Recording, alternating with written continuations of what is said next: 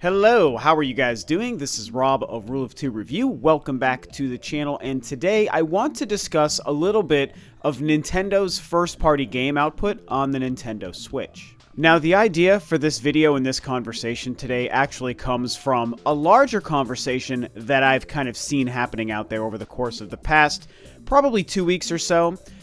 Some good friends of mine and fellow YouTubers have been talking about this. I've seen a couple of people also chiming in online and on Twitter. You know, it hasn't been the hugest debate, don't get me wrong, but I've seen enough conversation out there for me to kind of throw my 2 cents into the ring here, because it's an interesting topic and I definitely have some thoughts on it. Basically, we've seen some people questioning whether or not Nintendo has really been giving out their true, typical quality first-party outings overall on the Nintendo Switch in the first 3 years of its life. And when you compare it to previous Nintendo generations, have we seen more effort from them compared to what we're seeing on the Switch? That's been the conversation that I've been seeing here and there, and it's definitely something that seems to be, at least in part, born out of the situation we live in currently where, you know, we've all been waiting for a Nintendo Direct for a while. And the current fervor for Nintendo Direct has created a lot of, you know, back and forth conversation and divisiveness among people. A lot of people are totally fine and okay waiting for a Nintendo Direct. A lot of other people are desperate for one and can't wait for one. And even some people are getting very, very angry, which shouldn't surprise anyone, of course. A lot of people are getting very, very angry over the fact that Nintendo has not given us a Nintendo Direct. And heaven forbid they post anything on YouTube or anything on Twitter that doesn't have to do with the Nintendo Direct, and you've got people kind of losing their minds and being kind of crappy and kind of angry about it in their comments and in their reactions and in some people's YouTube videos. And because of that, I think that it's got people looking at what 2020 looks like right now, and obviously, that's one of the reasons everyone is waiting for a Nintendo Direct, because we don't know a lot about 2020. There's only really one major first-party Nintendo game that we know of, which is Animal Crossing. There is, of course, the Xenoblade Definitive Edition Remaster, but other than that, that's really it for Nintendo. Again, Nintendo first-party developed or published games, that's all we know about. And because of that, people are saying, well, when we look at overall what we've seen on the Nintendo Switch in the first 3 years, yeah, there are some amazing games, but does it really compare to previous generations? Some people say yes, some people say no. I have to say the whole concept is definitely very interesting to me, which is what attracted me to wanting to make this video and conversation and kind of discuss it a little bit. And if I were to say and just kind of give my most base level answer, is Nintendo's output, their first-party game output on the Switch, lazy or lacking compared to prior generations? And reminder, I'm old enough to have lived through every prior generation. I started gaming on the Atari right before the NES launched, so I lived through every single Nintendo generation, okay? From the NES all the way up through the Nintendo Switch. And with my experience, how do I think Nintendo's first-party output on the Switch compares to previous generations? Overall, I think it's pretty good. I think it's been a solid showing from Nintendo compared to previous generations. Now, do I think previous generations have been better in the first couple of years compared to the Switches overall? Yes, I do. But do I think that Nintendo is, like, offensively lacking or slacking off, I should say? Are they being obscenely lazy when it comes to first-party output on the Nintendo Switch? No. I don't think that Nintendo has to have the best output they've ever had on the Switch to be considered quality output and to be considered satisfactory output for me. However, there is an argument to the other side, to be fair as well, when you look at how great previous generations have treated the first couple of years. I mean, for me personally, the Nintendo GameCube, which is probably my second favorite video game console of all time, let alone obviously one of my favorite Nintendo consoles, you know, I really think that people didn't give the GameCube enough credit in its day for how many great games were coming out on that console. And I think that as we look back on it, even though I think people kind of remember it fondly, overall, I think that people still don't remember it and give it enough credit based on what it did in the first couple of years of that console's life. Obviously, the Nintendo Wii as well. We were seeing plenty of Zelda games. We were seeing plenty of Metroid games on these consoles in the first few years. We were seeing like Luigi's Mansion games and really cool kind of spin-off games. It was really fantastic. Like, Nintendo was doing a lot on those consoles. And the Nintendo Switch era, I would say, doesn't compare to Nintendo's best outputs. The Super Nintendo, the GameCube, and the Wii first-party output in the first couple of years, to me, really was better than what we've seen on the Switch overall, like from a quantity standpoint. But again, I still have to side with the Switch here. And remember, I'm somebody who I love the Switch, I adore the Switch, I think it's great, but it is not my favorite Nintendo console. It probably wouldn't even crack my top 4 or 5, really. Like, I mean, I like it a lot, but it's not right at the top of my list of Nintendo consoles. It just isn't. But I think that I could still look at overall the games that Nintendo has been making on this console and feel more than satisfied. I mean, do I even need to name some of the big and obvious ones? They've already given us one of the best Zelda games and one of the best video games ever made with Breath of the Wild. Super Mario Odyssey isn't my favorite Mario by any stretch, but it is very good, and it did satisfy my kind of Mario thirst at the time that it came out. A great game, and many people consider it to be their favorite game on the Switch, so obviously a hugely important and very loved title. They've already given us a new Xenoblade game. They've given us a new IP with ARMS. Even though I don't love that game, it still was a new IP, and it's well made. They've given us a Splatoon 2 only a few years after that game came out. They've given us, without question, the best Smash Brothers game and the best Fire Emblem game that they've made to date. They've even given us a new Luigi's Mansion game, you guys, which is actually really surprising when you look at it, that was a game and a series that they went back to for the Switch, and they made, in my opinion, the best of all of those games. They've given us a new Kirby, a new Yoshi game. They've made a new Mario Maker game. Of course, Animal Crossing is only a couple of weeks away from right now, coming out right around the 3-year anniversary of the console. Not to mention, you know, some pretty great games that Nintendo has even published. Astral Chain is a huge one. I believe they published Marvel Ultimate Alliance 3 and also Octopath Traveler. I believe they published those games. And so, anyway, that's most of the games that I can think of kind of right off the top of my head. And I'll admit that the quality of some of those last games maybe aren't the best. I didn't love Yoshi's Crafted World. I think it's just okay. Not as good as Woolly World, in my opinion. I didn't even play Kirby, and Mario Maker is a series that isn't for me. But Mario Maker got amazing reviews. Fans love the game, and I think more people like Yoshi than not, and even same with Kirby. And I think that most of us would probably agree that Animal Crossing is going to make a lot of fans very happy. It seems to be appealing to the Animal Crossing fan base quite a bit. I have no sort of opinion on it because it's not a franchise for me. And then, oh my gosh, heaven forbid I forget Pokemon. I literally almost forgot Pokemon. And I know that there's been a lot of controversy with all of the Pokemon releases on the Switch, but let's be real. Again, in terms of output, like the volume of output, we also have Pokemon Let's Go games and Pokemon Sword and Shield. And, you know, controversies or not, those games sold like crazy. And for every one person that yells or screams about not liking those games, there's like 3 or 4 others that seem to really like them. And so, you know, I don't really care that those games are divisive because they sold well, and it seems like more people seem to enjoy them than not.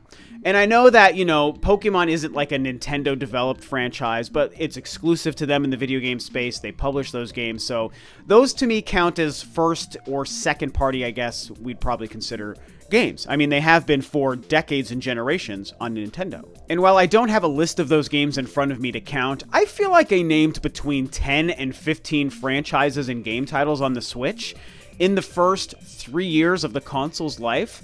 And, you know, consoles like the Super Nintendo and the Wii and the GameCube might have had better or at least higher volume first-party output on those consoles, and obviously my favorite franchise of all time, Metroid, is represented on those consoles in the first couple of years. But even still, without Metroid on the Switch in the first 3 years, I just see this as an absolute win, and I see Nintendo, for the most part, killing it. Now, are there some gaps? Yes. Are there some mistakes or some missed opportunities? Yes. Are they maybe missing opportunities to be giving us some more kind of quirky, weird, one-off, or even new IP sort of game franchises here and there, and maybe missing an opportunity for them to be kind of experimenting a little bit more like they used to back in the day? Yes, these are things Nintendo could be doing that they're not doing right now on the Switch, and it would be nice if they were maybe doing some of these things. I do miss the weird, quirky, experimental Nintendo with kind of newer franchises and ideas. And I'll even also add, there are franchises that they have yet to release on the Switch in the first couple of years, right? We know we haven't seen a Star Fox, we haven't seen an F-Zero, we're still waiting on a Pikmin, even though I personally believe we're going to see Pikmin this year. There's things Nintendo could be doing all across the board, everything I just was listing here. But I don't think that that takes away from the good that Nintendo is doing. And just because it's maybe not the best first 3 years Nintendo has ever had, it doesn't make it actively bad for me personally. Obviously, a huge part of this conversation and debate is subjective. In fact, I would argue that almost all of it is subjective, with the exception of quantity, the number of games and franchises. But as far as the quality, and if you want to compare it to prior generations, and maybe you're somebody who thinks prior generations were like 3 times as good as the Switch, or maybe you think the Switch is just as good or better than prior generations, that stuff is subjective. That is up to the individual person. That's just a matter of opinion. And so I can't tell you how to feel about those things.